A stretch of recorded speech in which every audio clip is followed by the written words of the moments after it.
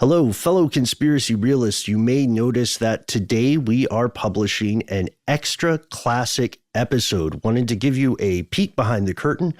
We've had some members of the team a little bit under the weather. They are all on the mend and feeling fine, but we wanted to take this opportunity to share a story from our archives. Whether or not you live in the U.S., you are probably familiar with something called the Revolutionary War. This is when the United States declared itself an independent country rather than a collection of colonies ruled by the United Kingdom, and fought for their independence. Today's question, how much of that official narrative is true? Because as you will find in this classic episode, in which we feature some guests, there are quite a few people who will tell you that the United Kingdom didn't lose the Revolutionary War. They will tell you instead that secretly the UK still controls the United States. It's a strange thought. It's one that doesn't occur to a lot of us, I would say, and didn't occur to the team and I until we began researching this episode. So without further ado, let's tune in. Stay safe, folks, and we'll be back on Friday. From UFOs to ghosts and government cover-ups, history is riddled with unexplained events. You can turn back now or learn the stuff they don't want you to know.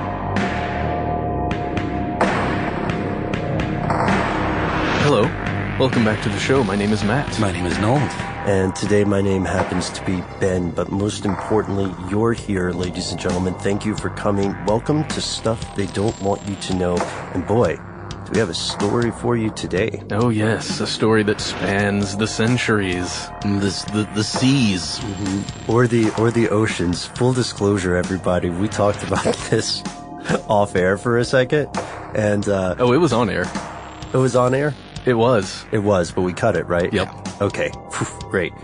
So there is a small difference between an ocean and a sea. We found out. Who knew? Besides everybody but me. Besides, I didn't know. It's very kind of you, Ben. I appreciate it. I really had no idea that a sea is part of the ocean, partially enclosed by land. Is that like an isthmus? It's like an isthmus or a peninsula. Yeah. So we wanted to put a little bit of geography into the show today because our topic concerns geography, as you will find out. And I don't know why I try to tease this sometimes as though people are blindfolded and just randomly smacking the keyboard and not reading the title. I think that's a fun idea. Listening to podcasts with absolutely no context of what it is. You just hit play and you just go for it. It's like someone making you a mixtape. Yeah. Hey, that's pretty cool. But before we go into it, I would like to ask for mixtapes. No, I'm kidding. Don't really. Do it. Yeah, if you guys want to send us mixtapes. Can I just say one thing real quick? Yeah. My girlfriend and I recently exchanged presents because she's going to London for the Christmas holidays. Oh, that's right. We'll double back around to that once we get into the topic. But she got me a mixtape on a thumb drive that came in this awesome little cassette-shaped box, and the thumb drive fits inside, and it has a little flap that comes up just like on a cassette where she hand wrote all the names of the songs on it, and it's like a whole thing. So anybody out there looking for a clever late Christmas gift, go on Amazon and look for mixtape USB stick. And, I thought it was really creative. That's too involved. She must really like you. That's fantastic. I was impressed. I'm a little, and the mixtape happens to be fire, so. Oh, yeah? Yeah. It's all fire? Oh, yeah. Is it as good as CVS Bangers Volume 3? No. Well, no, I didn't know. Nothing as good as that. That's different. It's on par. It's on par. Well, that's a horse huge. of a different color. But, yeah. Well, congratulations. I'd love to, can we hear it sometime, or is it like a personal thing? I'll have to decide later. Okay. You know what? That's fair. No, that's fair. So today we're going to do something a little bit different. We have a short segment for you. Let's just call it In the News until we think of a more clever name. Yep. And here is the intro for that segment.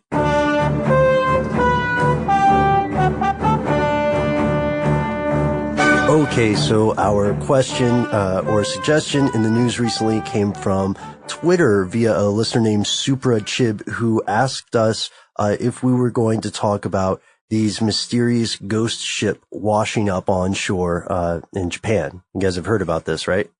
Because of that, our Twitter friend. Yeah, because of some people on Twitter. Well, what turns out what happened is that for the past 2 months, at least a dozen boats carrying the remains of a little less than 30 people have been found drifting off the coast of Japan. No idea who these people were. For a long time, the news had no idea why they were coming. But from what we know so far, it appears that these are fishing vessels, and it appears that they're coming from North Korea. So, and they think that because weren't some of the, I guess, the clothes on the bodies seem to be from Korea, or right, at least made in Korea? Featuring the lapel badge of Kim Jong-il, which most people outside of North Korea do, or the DPRK, do not wear. So it appears that they're going that way. One of the big questions was whether these people were attempting to defect from the country. But the problem is that the path they take doesn't really make sense, because if you were going to defect, according to John Nilsson Wright, who is head of the Asia program at Chatham House, if you were going to defect, you would head south to South Korea rather than going across to Japan. So the other theory right now is that these ships were ill-fated fishermen who were sent out to try to bolster dwindling food supplies. Yeah, maybe go out a little further than they normally would or something. Seems like if you were going to defect too, you might ditch your Kim Jong-il pens. Well, I don't know, maybe. That's true. For me, it's kind of a cover, right? If you're like, oh, no, we're still all good. Everything's good. That's true. I don't know. That's a good point. So it's strange because there have been a lot of wrecked boats drifting towards Japan every year. There were more than 60 last year, and most of them were empty. The mystery continues. Right now, there's pretty good evidence, or that's pretty solid speculation that there would be a bunch of ill-fated fishermen, but of course there might be something more to the story. So stay tuned, and if you have a lead on it, let us know. So what are we actually talking about today, Ben? I'm glad you asked, Noel. Yeah, thank you for putting up with my short attention span theater. We are talking about a very strange thing that we looked into most of this week, which is the conspiracy theory that the United Kingdom owns the United States or controls it.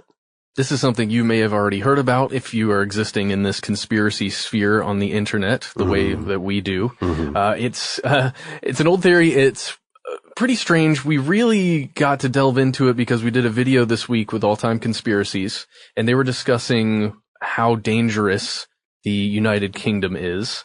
And we decided we were going to look into this question. But they're so polite.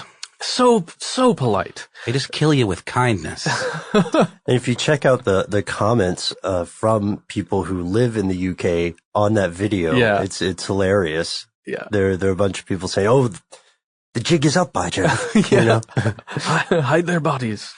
So before we talk about this theory, we've got to talk a little bit about the history, about one of the most important breakups in the Western Hemisphere. So everyone, if you would, cast your memories back to the 1770s. When Britain still owned the 13 colonies that were carved out of Native American land. These were Connecticut, Delaware, Georgia. That's a good one. It's a good one, yeah. I'm fine with that one. Maryland, Massachusetts, New Hampshire, New Jersey, New York, North Carolina, Pennsylvania, Rhode Island, South Carolina, and Virginia, or as I like to call it, Old Virginia. That's right. The relationship between the colonies and the crown was, let's say, tense, to say the least. So during the previous decade, Britain passed numerous acts meant to suppress and control their colonial underlings, I suppose they would see them. It was very close to what you could call economic warfare, essentially, that they waged on their subjects. Yeah, right. Mercantilism. We all remember this maybe from history or social studies, that being a system wherein raw materials, it's resource extraction, right? Yep. Timber, lumber, fur, whatever else people are into at that time, shipped off to the owner of the colony. The motherland, the home country. Yeah. Because this was a brand new land full of wondrous things. It was just bountiful. Let's take all of it. In return, they function as a captive market to buy manufactured goods from this homeland. So in other words, they're breaking their backs, extracting these raw materials, shipping them back to Britain, who are then using these raw materials to make goods that they are then selling back to the colonists. Yeah. It sounds familiar. Doesn't sound like a particularly sweet deal, if you ask me. I mean, it depends on who you are in that deal. That's fair. Because it's good to be king, baby. Yeah, no doubt. You know? But, so that's a great backgrounder. Here are a couple of examples of what happened during those decades leading up. 1761, the British officials decide to stop smuggling because, you know, they're getting oh, that's right. We're still a family show, a boatload of revenue off of Each boatload. Yes, exactly. Yeah, that's you got me, man. So what they wanted to do is invade people's privacy by using general search warrants when they could just go into a house, anyone suspected of smuggling.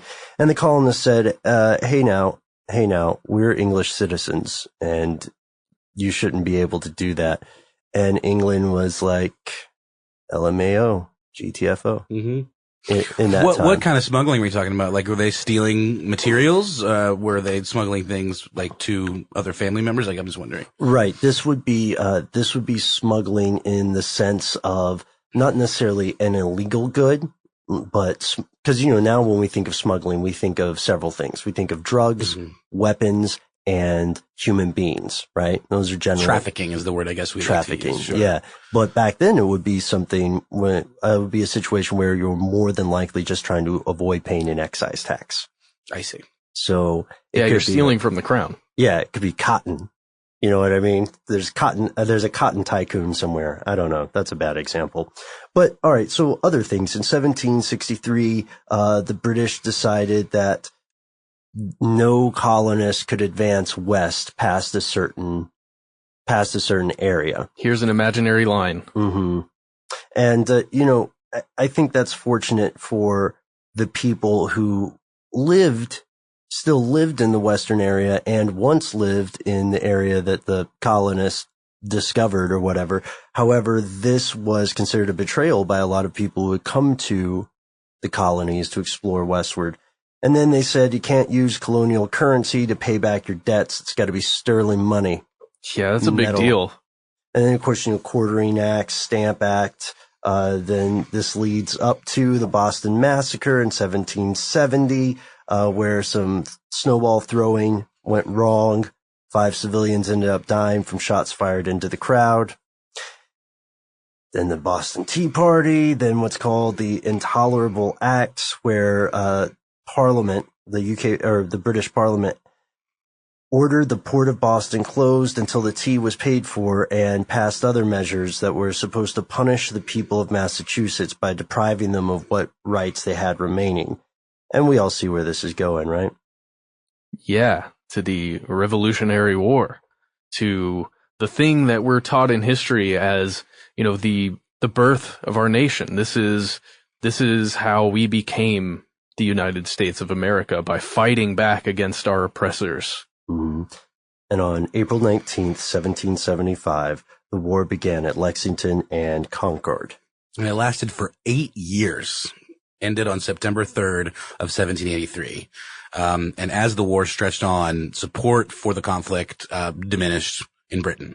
Popular opinion sort of shifted to kind of support the colonists. More and more people believed the war cost more than the colonies were actually worth. So maybe they weren't exactly siding with the colonists, but they realized that this was something that was ultimately sort of a losing battle. Well, yeah, this is a thing that happens throughout history where there's a conflict in lands that are not your own, and the populace starts saying, why are we spending all of this money to go and fight over there? At some point, there's a breaking point in the opinion of the populace.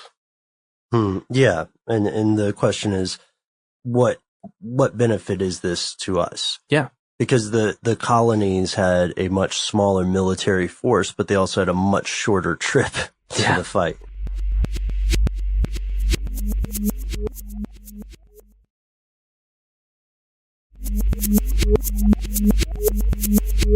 So, as you said, Noel, this ends the war, right? 1783, and it officially ends. The reason we have the official day and day and date is because it was ended by the Treaty of Paris that said, okay, the beef is squashed. Here are our conditions, our new relationship, or whatever it will be. And it had some interesting stuff. You know, it said that there were private debts that had to be returned. The property of British citizens had to be returned to them. The colonies were granted sovereignty, which is the big one, and even some fishing rights. So with the Treaty of Paris in 1783, the U.S. became its own sovereign, independent country. Or did it? Here's where it gets crazy. There are a lot of people that you will run into, perhaps, late night at a bar. Maybe they've had a few too many to drink.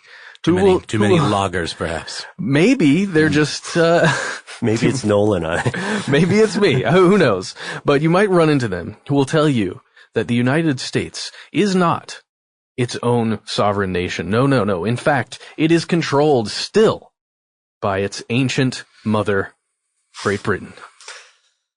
Yeah. Yep. That's, that, it sounds like a lot to take in or consider, but this is similar to other theories. There are a lot of theories of what I would call foreign control, right? The idea that there's another state, be it Saudi Arabia or Israel, controlling the U.S., the idea that it might be a bank, the idea that it might be a bigger institution like the United Nations or something. But one of the most elaborate arguments for this theory came from a website called The Forbidden Knowledge. And so according to this site, the Treaty of Paris was actually a way for the king to rid himself of obligations and liabilities to the colonists, while retaining, financial advantage because the colonists still had to repay certain debts that they had. There's a concept that the U.S. is not so much a nation as it is a corporation. Huh. And even in the age of increasing corporate power, there's still a huge difference between a private corporation and a state. Right. This is also something you might hear from a writer called Alex Christopher, an author of a book called Pandora's Box. And this is one of the big proponents of it. And he argues that we're still subject to the British Commonwealth, right? This concept is pretty similar in a couple different places to the author of Forbidden Knowledge, or on that website. They say that the difference between a corporation or corporate charter and a country remains in the state level constitutions. And, we've got a quote here. Who wants to do the honors? I got you. I have always used a copy of the North Carolina Constitution provided by the state. I should have known better to take this as the final authority. To my knowledge, the following quote has not been in the Constitution the state hands out or in those in use in schools. The 1776 North Carolina Constitution created a new corporate charter and declared our individual freedoms. However, the same corporate charter reserved the king's title to the land, which restored and did not diminish his grants that were made in his early charters. If you remember, I made the claim that legally we are still subject to the king. In the below quote, you will see that the king declares our taxation will be forever, and that a fourth of all gold and silver will be returned to him. Yielding and paying yearly to us, our heirs and successors, for the same, the yearly rent of 20 marks of lawful money of England, at the feast of All Saints, yearly, forever, the first payment thereof to begin and be made on the feast of All Saints, which shall be in the year of our Lord 1665, and also the fourth part of all gold and silver ore, which, with the limits aforesaid, shall, from time to time, happen to be found. And if I may, in the battle of the accents, I concede to you. Oh, What? Benjamin, No, you win. We had. I didn't mean to start off with one, by the way. I was trying to I slipped in a little. It's fun to read things in accents. I thought that worked. I think that worked pretty well. We're passing the quotation around, I feel like the strength of the accents went up and to the right. I feel like that. In our graph. No, I think it started at the top and right and stayed there. So this is interesting, right? When you listen to that, it might take a few listens to really have all that sink in of what this gentleman is saying. But there are some other ideas regarding this subject of who controls the United States and possibly why. One of them is that the U.S. is not necessarily controlled by, let's say, the crown, by the royal family, the queen, and all of her youngsters, but instead by this place that we've been researching this week that is awfully strange, the City of London. Now, this is the reason why this is weird is because it's an incorporated city smack dab in the middle of Greater London. And it's very tiny. I think there are, 11,000 people who actually reside in the city itself. Some very small number compared to the number of people who actually live in Greater London. Right. I mean, there's a lot of sprawl in that area in general. So yeah, but it's very, very tiny. And I think the quote that I'd read was 300,000 people come into, quote, the City of London to work. Yeah. Yeah, and they have a trade association and guild, or the control of the City of London. The livery companies? Yes, yeah. The livery companies, medieval guilds that turned into corporations, and will still call themselves something like the Worshipful Company of Grocers or Drapers or Fishmongers, and there's no monging of fish. I have to say, just as a side note, I'm kind of jealous of those groups. I kind of want to be in a worshipful organization of video producers. A video monger? Awesome. Yes. That'd be great, you guys. A vid monger? Yes, please. I'm also envious. So the City of London is a place that I think deserves its own episode, but it is one of the financial hubs of the world, right? It's closely connected with various central banks. There are all kinds of interesting, proven things about it, and then many, many more alleged things. So that's one of our suspects for running the U.S., that there would be financial control based in the City of London, and that is the true power behind the throne of Uncle Sam. And that's not necessarily impossible, to be honest with you. Sure. It might be a bit implausible. No, I don't know. It feels like it would be difficult to prove that to me, to get me to really say, okay, yes, that's true. The city of London controls all of the U.S. I don't know. Well, 529 foreign companies are listed in London, and they represent about 20% of the global foreign equity listing. So 1/5 of the financial power of the world. I mean, that's pretty darn big right there. Is it? When we do the episode on City of London, we're gonna see some weird stuff here, but it's also, guys, it's not unheard of for a bank or even a corporation to interfere with the working of a country or a state, especially if they're weaker. We've talked about that before on here. I think the Banana Republic episode is one of my favorite examples of that. They have great pants. Yes. Yeah. Yes. They, aside from the fantastic trousers, what we're referring to would be a war waged by essentially a corporation with the cooperation of the U.S., right? Mm-hmm. And what was the name of that again, Matt? The United Fruit Company. They were tenacious in their attempts to maintain control over their business in, I think, South America, Central America, places like that. Yeah, so typically this does happen, like you said, with the weaker states, places that have a lot of resources, but not necessarily a lot of GDP, if you know what I mean. So the sheer size and scope of the U.S. economy makes it pretty tough for all but just a very few upper echelon companies to push the government around.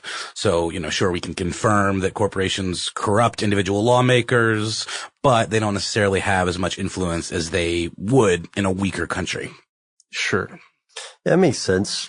So, we hear about the influence that corporations can have through lobbying, but that is a pale shadow of what we would be talking about, which is somebody going in to the seat of power and saying, jump, or, we want South Dakota.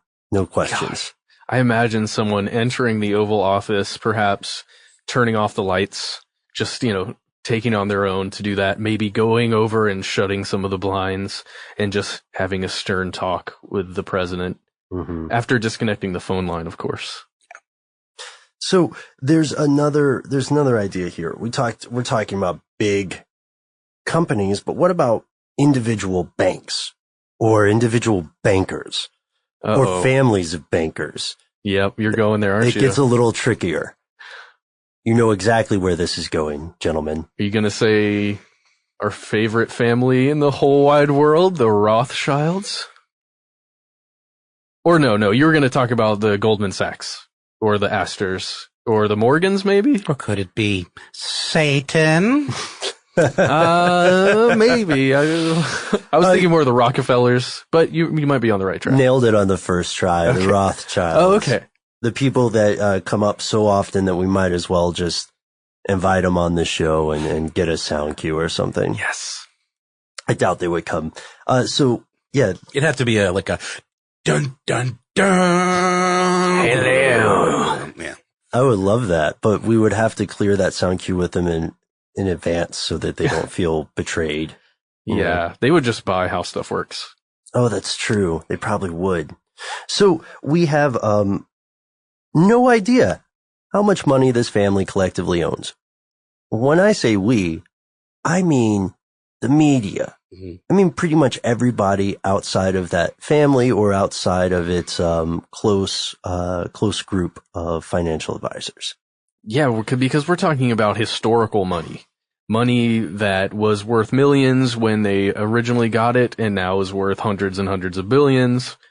And, it's put away for children, for descendants, and then it kind of just sticks around and gets bigger and bigger and bigger. I mean, dudes, there are even conspiracy theories alleging that the Rothschilds control the UK, who, we're talking about conspiracy theories alleging that the UK controls the US. So if the Rothschilds control the UK, then they're at the top of a pretty sick pyramid here. Yeah. Right. And then there's that quote that's often attributed to Mayor Rothschild himself, the founder of the dynasty. Give me control of a nation's money supply, and I care not who makes its laws. Now, interestingly enough, I did a deep dive on this quote while I was making the video. I said attributed. Yes, no, you are absolutely correct. It is mostly attributed to Mayor Rothschild. However, the only documented source of it that I could find came from a subcommittee within the House of Representatives in the United States.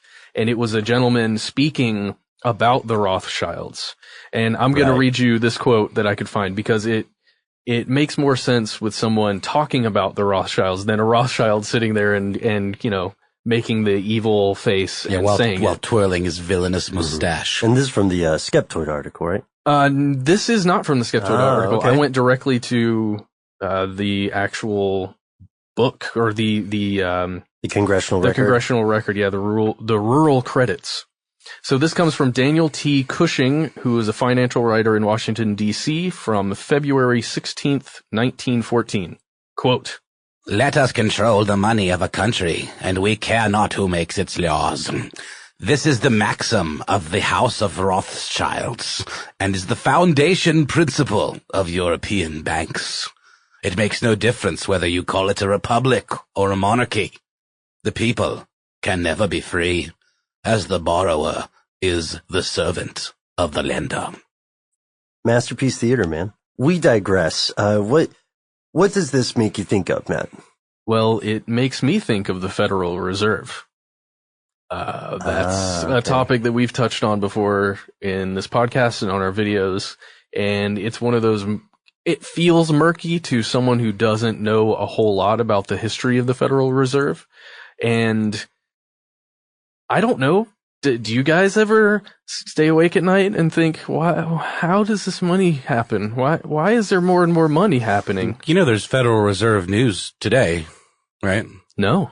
They're going to up the interest rate for the first time since the financial collapse. Like the rate's been at 0. Yeah. I think pretty much directly as a result of that to try to help rebuild in some way. Is that correct? They said that the U.S. economy could handle a rise in rates.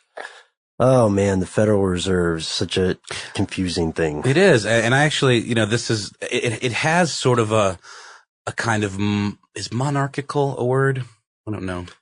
Okay. So, you've got like the chairman of the Fed, and for the longest time leading up to the financial collapse, it was this guy, Alan Greenspan, right? And I saw this great clip the other day of, it was from, I think it was like 2000 or something like that. And it was, Bernie Sanders berating Alan Greenspan during some sort of hearing, basically saying that like, you need to, come with me to Vermont and like meet some regular people because you, sir, are completely out of touch and you say things and have these ideas that, it doesn't matter where products are manufactured as long as, our GDP is up. And even though people are losing their jobs because these, jobs are being shipped overseas, et cetera. And Greenspan totally defends himself and says, that we have the highest standard of living of any developed nation of our size, this, that, and the other. And then, some years go by, collapse happens, dude has to back down. In front of a congressional hearing, he basically says that his logic was flawed. And I don't need to divert too much from that, but I guess my point is that your point is that he got burned. He felt burn. My point is just the system. It seems very, the fact that one person can steer this system, is very, suspect and very strange to me. Right. Yeah. And here's something from, the Skeptoid article I had alluded to earlier that I think can shed some light on this. So Skeptoid, of course, is a debunking and skeptic based, website, right?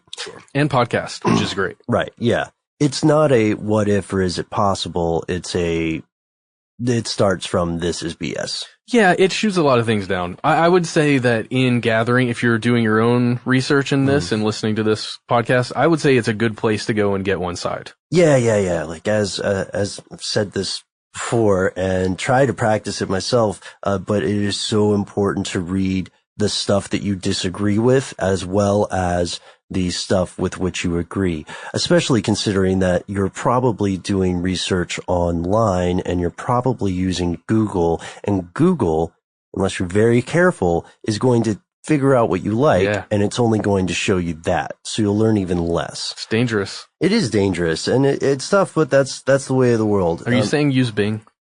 I am not condoning nor endorsing any search engine. Okay. I think you should do all of your searches through the popular 1930s crooner Bing Crosby. Yes. Done. All you need is a Ouija board as well. Ouija board and a mixtape that he enjoys. Brought it back.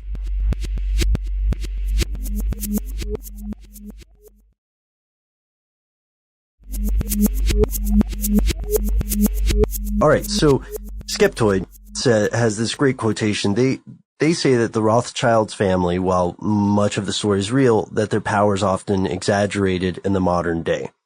Say there is no longer any such thing as a monolithic house of Rothschild with connections to any significant number of all scores of today's independent Rothschild business ventures. The closest thing is Rothschild's Continuation Holdings AG, a Swiss company that manages interest in many institutions founded by the family. There are no longer any family members on the board, though about 8 Rothschilds are believed to own stakes in it.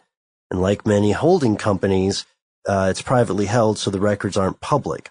The other owners are Rabobank and Hong Kong-based Jardine Matheson Holdings. So the Rothschilds funds it manages focus on mergers and acquisitions. And although it has billions in assets, that's relatively small in comparison to the sea of world financial institutions with trillions in assets. So he's saying, yes, they're big, but there are bigger things around now. Yeah, exactly. I think he's putting in, for me, it puts into perspective the idea that it wouldn't be a single family controlling anything.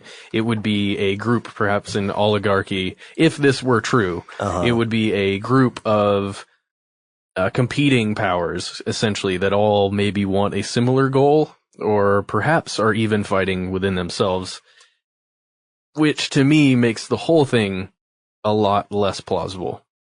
Right. Yeah, I can see what you're saying. It's easy. It's tempting to think in more Hollywoodish terms, but yeah, we should also point out one thing, the economic stats. Oh, yes. So the UK has a gross domestic product of $2.44 trillion, while the US has a GDP of $15.68 trillion.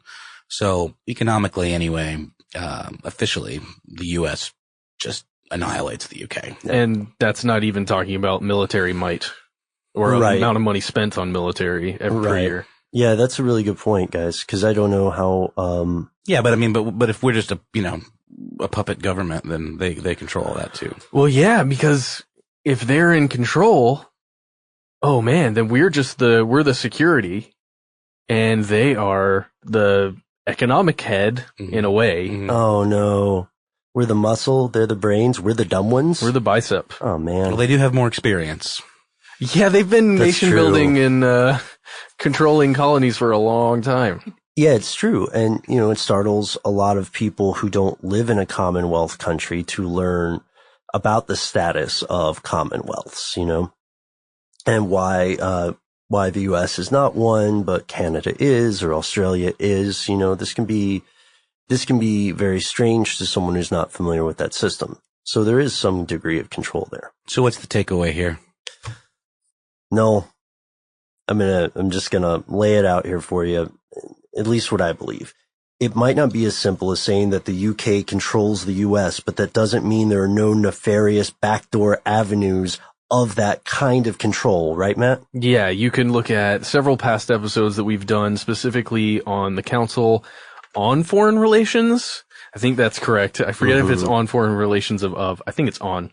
Also, the Trilateral Commission, two very interesting groups that work inside the United States but have influences from outside of it. Sure, Bilderbergs, the Bohemian Grove parties, Skull and Bones, all kinds of jazz. Does sound like some swinging shindigs, though, I'll tell you that. Yeah. The Bohemian Grove one? Bohemian, just the name of it just makes it sound like having a good old time. From what I hear, they're world leaders who are just getting college level smashed. Yeah. But let's not forget that the U.S., along with several other, English-speaking countries, form a super tight-knit and very highly secretive intelligence community. So it's tough to know who pulls the strings. It's probably not the Queen, though. You don't think so? I think it's probably not the I've Queen. figured it out, guys. I've just now figured it out. I know who pulls the strings. Who pulls the strings? I'm actually stealing this from an internet video I saw, I think in 2004. But there are 3 string pullers. Okay. In the United States, it's the military-industrial complex. Oh, I remember this one. In the United Kingdom, it's the financial-industrial complex. Mm-hmm. And in Rome, guess what it is? The spiritual? Yeah, industrial complex. Nice. So the commander of the U.S. Armed Forces and the wealthiest person in the UK And the Pope. Yes. Walk into a bar. Oh, wow. No, I'm not going to try to make a joke with that. No, you can cut this if you want. Will you please do the Pope voice? El Papa? What? Okay, well, that means Wait, that no, hold on. Can I ask the Pope a question? Yes, my son. Ask away. Pope? So, do you control the world in some way? Ask me another question. Okay, who does your taxes? Okay, Matt, be cool. A TurboTax. Matt, that was pretty close. You can't go around asking the Pope questions like that. You're right. I'm sorry. I just got nervous and it just questions started popping out. Yeah, I'm glad we made it through it. We shouldn't push our luck, guys. It's probably time to get out of here, but I want to try to end on a positive note here. Who controls the U.S.? Theoretically, the voters. Yes. So what does that mean? We're in an election cycle right now. Mm-hmm. We have historically low voter turnout. It'd be cool if folks would vote. I'm not going to say who you should vote for, but I just think in general it's probably a good idea. Knowing what Ben just said is in fact true. That is what our system is based on. Probably a good idea to exercise that right. Well, think of it like the tax you pay for the right to complain about politics until the next election. Yeah, absolutely. That's probably the best way to do it. And if you're a person who, for one reason or another, is a conscientious objector to voting, then honestly, you forfeit your right to complain about politicians in general because you had a chance to do one very small thing. It's very small. Yeah, and again, this is an extremely complicated subject when you start breaking down what one vote means in a particular area. And you're right about super PACs. But Ben is absolutely right in that is the one thing that you have as a power right now that you can use. I had a funny conversation with, just sorry to get off on tangent, but we're closing it out. So let's call this the closeout tangent. No, we need a name for this segment. Is it the closeout bros out? Because it used to be the one with Noel. Yeah. So then we need a new name. So here's what I propose. We need a fourth person? No. No. There's not enough air in this box for a fourth person. What I propose is, listeners, if you guys, we are thinking about doing some, couple little segments that we pop up with here and there. So if anyone, you guys have any cool ideas for the name of the segment at the end, where we kind of wrap up the topic and then we talk about whatever we want to, give us your suggestions. We're on Twitter. all ears. Yeah. But what I was going to say was, my roommate, Frank, who you guys know, by you guys, I mean Ben and Matt. But listeners, you should get to know Frank too. He's a lovely fellow. He's good. But we were talking last night about how it seems in a lot of ways that Citizens United has failed, because look at what's going on. All of these billionaires put their money behind Jeb Bush and Marco Rubio, and Trump is just trouncing both of them with his own money. And maybe this is an unusual situation, and this is this is the exception to the rule, but as incredible and awe-inspiring and comical as everything with Donald Trump is, I do get a little bit of satisfaction out of seeing, these billionaires losing all this money. Well, I wonder, it's early on yet as well. That's true. So. It is early on. We've seen it before with other, Ross Perot. I mean, he was a billionaire putting forth his own money. I don't think it's a new thing necessarily, but it is definitely ridiculous of the amount of money that's just being kind of thrown away. Yeah. I'm just saying, everyone with Citizens United said, oh, well, this means that the billionaires and the corporations can buy elections. Doesn't seem like it's quite that simple necessarily. That's all I'm saying. It's sort of a bad road to a sort of positive realization. That's a good point. And, I hadn't thought about that in a long time. I haven't thought about the impact of the Citizens United ruling. Wow, I feel like a horrible citizen of the country. And can you guys settle one thing for me real quick before we get out of here? Sure, yeah. Whatever happened to equal time in news coverage for political candidates? Is that just not a thing anymore? Oh, it's a thing for networks. Debates? Yeah, but it's not debates, just with coverage. I thought there was a thing where, if you give a certain amount of attention and coverage to one candidate, that you have to match that with any other candidate. Am I making that up? Did I not learn that in civics class when I was a kid? You did learn that.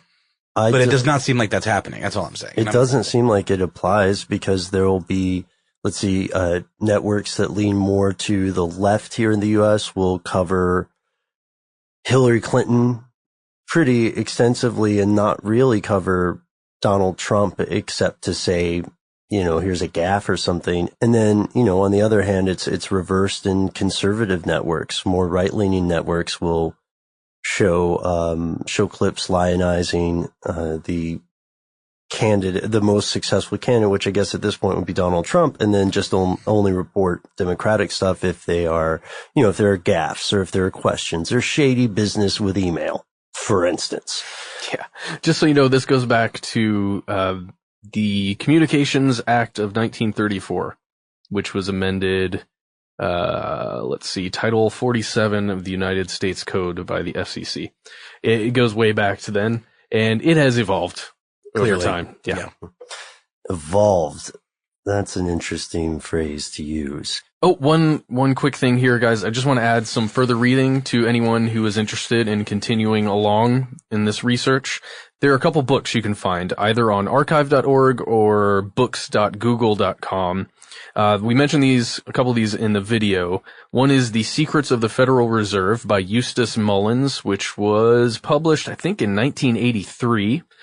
There's another one by Gary H. Kaw called En Route to Global Occupation, And then a third one I just wanted to mention here, if you're interested in the Federal Reserve angle of some of this stuff, The Creature from Jekyll Island by Edward Griffin. So what do you think about all of this, ladies and gentlemen? Who do you think controls the good old US of A? Will it be the voters? Will it be the super PACs and the money behind them? Is it the Queen of England? Let us know. We'd love to hear from you. You can check out our YouTube video, which is up. You can hear every podcast we've ever done on our website, stufftheydon'twantyoutoknow.com. Got to take a breath before that one. And you can write to us. We're all over the internet. Yeah, you can find us on. And that's the end of this classic episode. If you have any thoughts or questions about this episode, you can get into contact with us in a number of different ways. One of the best is to give us a call. Our number is 1-833-STDWYTK. If you don't want to do that, you can send us a good old-fashioned email. We are conspiracy@iHeartRadio.com. Stuff They Don't Want You to Know is a production of iHeartRadio. For more podcasts from iHeartRadio, visit the iHeartRadio app, Apple Podcasts, or wherever you listen to your favorite shows.